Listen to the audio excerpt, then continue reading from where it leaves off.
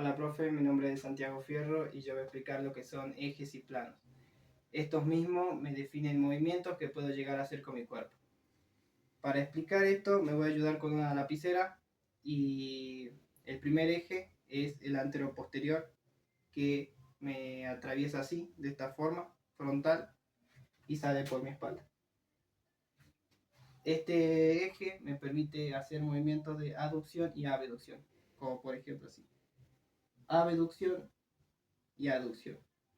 Luego tenemos el eje longitudinal, que me atraviesa de esta forma y me permite hacer movimientos de rotación, derecha, izquierda. Y por último tenemos el eje lateral o transversal, que como lo dice su nombre, me atraviesa de un lateral al otro.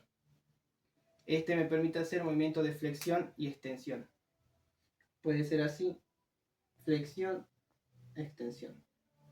O de esta forma: flexión y extensión. Luego hay tres planos, que los planos los voy a explicar con esta hoja. Tenemos el plano coronal, que me divide así, de esta forma, en anterior y posterior de mi espalda. Luego tenemos el plano transversal, que me divide así, en superior e inferior.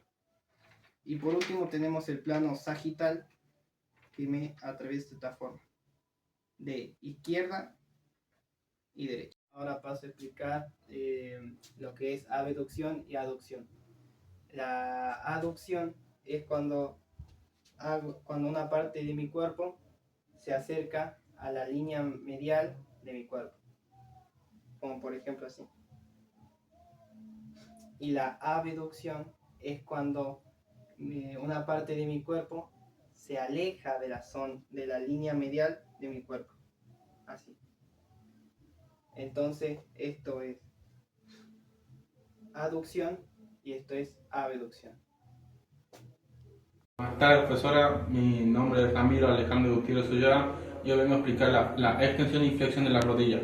La extensión de la rodilla es cuando alejamos y estiramos la misma, o por así decirlo, la articulación de la rodilla, aumentando el ángulo entre el fémur y la tibia. Esto se logra más que nada gracias a la contracción entre el músculo de los cuádriceps y el recto femoral.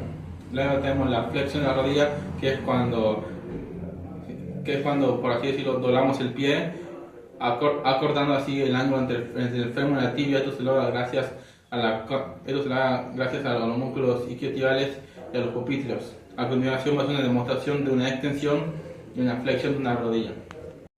Bueno, estos serían dos ejemplos de una extensión de la rodilla. Podría ser así apoyando en el piso, o si no, pues así estirando el pie. Luego pasaríamos a la flexión de la rodilla, que es esto.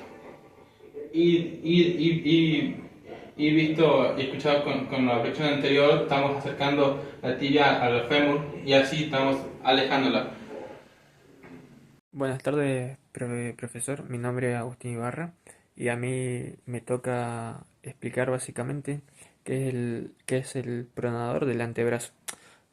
Es un músculo cuya función principal es permitir la pronación del antebrazo para que la palma de la mano pueda mirar hacia abajo, básicamente. Si yo pongo acá el brazo, no sé si se ve bien, lo pongo en un eje, está neutro, y yo lo giro hacia abajo, eso sería pronación. Ahora si lo giro hacia arriba, eso sería supinación.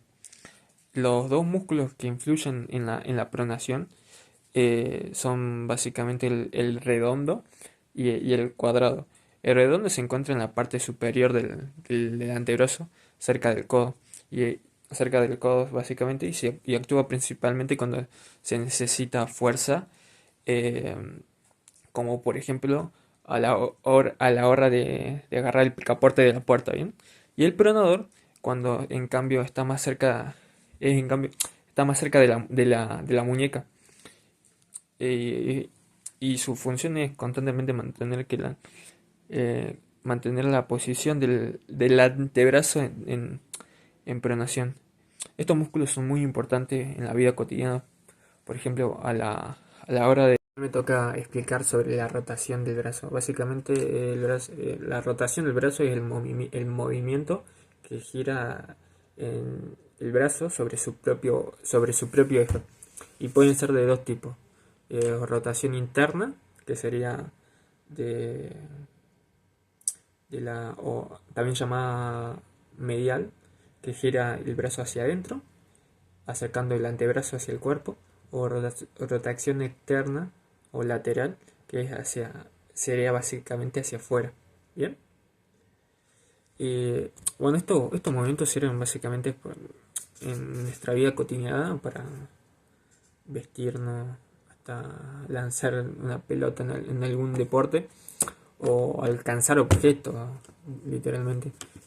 Y estos principales movimientos ocurren en el hombro y en varios músculos, digamos, como lo tengo que anotar, el subescapular para la rotación interna y el infraespinoso redondo menor para la rotación externa. Y por último paso a explicar la contracción isotónica y isométrica.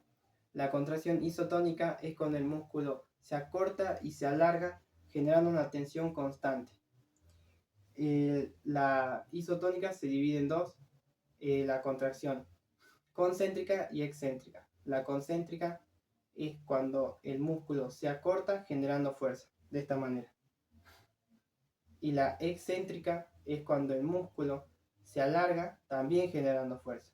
Juntas se pueden ver así. Y por último tenemos la contracción isométrica, que es cuando el músculo está tenso, pero sin generar modificaciones. Como por ejemplo, así. El músculo se tensa, pero no está totalmente quieto. Otro ejemplo que podemos dar es cuando tenemos alguna fractura y nos tienen que poner yeso.